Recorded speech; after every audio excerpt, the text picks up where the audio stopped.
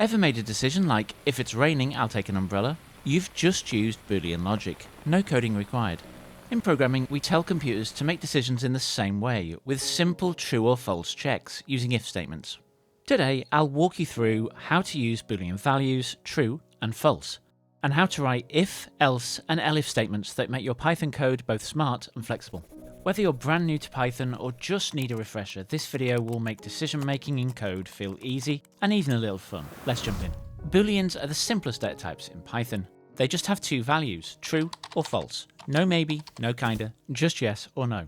Like any other data type in Python, these can be stored in variables. Here I have a variable called raining and it's set to true, which indicates that it's raining.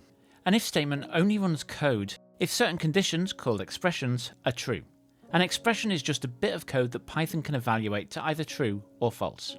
If it's true, the code inside the if block runs. If not, Python simply skips it.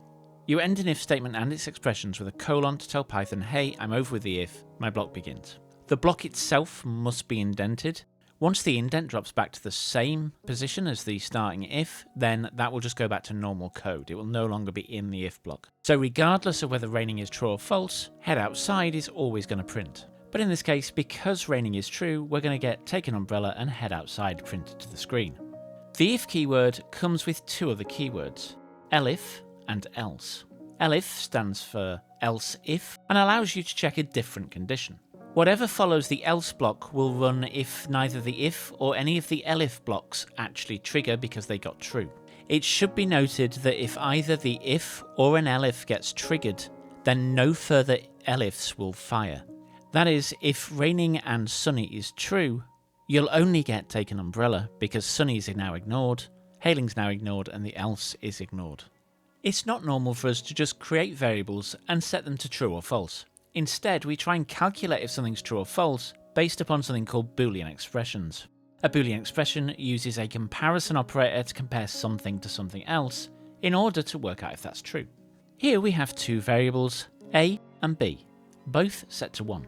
Here we have a series of formatted print statements where the Boolean expression is between the squirrely brackets. The comparison operators are the symbols between the variables. In this case, double equals for equals, exclamation mark equals for not equals, and then we have greater than, less than, or less than or equal to, and you can also have greater than or equal to. These, on the most part, are the comparison operators you're going to use. And these allow us to ask questions about our variables. So going down the list again, the first one we're asking, is A equal to B? The second, is it not equal to B? Is A greater than B? Is A less than B? Or is A less than or equal to B? Which of these do you think is actually going to equate to true?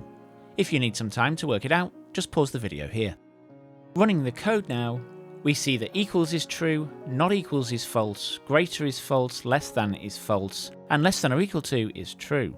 And that is because 1 equals 1. Here's a simple program to work out if you can drive in a particular country. As an example here, I'm using the UK and Canada. Now the age in these two countries is different, and this is where and or logical operators come in. These, like in English, do exactly the same thing. In English, I could say I'll buy an apple or an orange from you, meaning I'll buy either of those two if you've got them. Whereas if I said I'll buy an apple and an orange from you, then I'd be looking to buy both. In programming, this is exactly the same, although to avoid any confusion, we also use brackets with them. So in this case, the brackets on the left-hand side of the or the brackets on the right-hand side of the or are what count. That means I have to be 17 or over and in the UK, or 16 or over and in Canada. And now for a pro tip. The order of Boolean expressions in your code can have an effect on the code's performance. And that's because of something called short-circuiting. In Python, as well as a load of languages, the code will short as soon as it knows the answer. So that means if I change the code to age 17 and country UK, the first side of the OR will evaluate to true.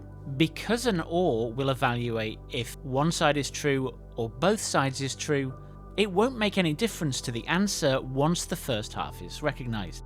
And therefore, Python won't even read age greater than or equal to 16 and country equals can. If your product is aimed at the Canadian market, for instance, putting Canada first may actually be better for you. Where this makes a real difference though is where you're using a function in your code to make a decision. If that function is particularly heavy or has to load data from the database, and your other side of your check is dead simple, put the simple side first and then you'll skip going to the database or whatever you need to do in your function. This can be used with ANDs in the same way. Say I have two functions, one is user logged in, and second is user has access. It's probably easier to check if a user logged in than have access, so if I put if user logged in and has access, then it will fail if the user isn't logged in immediately without going to check the access.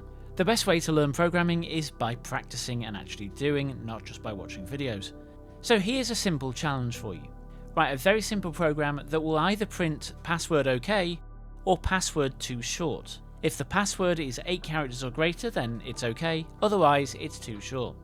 I'll give you the answer in just a few seconds, so pause the video now to give you time to finish. If this video helped you understand programming, then please consider leaving a like. If you want more beginner-friendly Python tutorials, then subscribe. Top left, you'll find my next video all about loops in Python. Thanks for watching, and I'll catch you on the next one.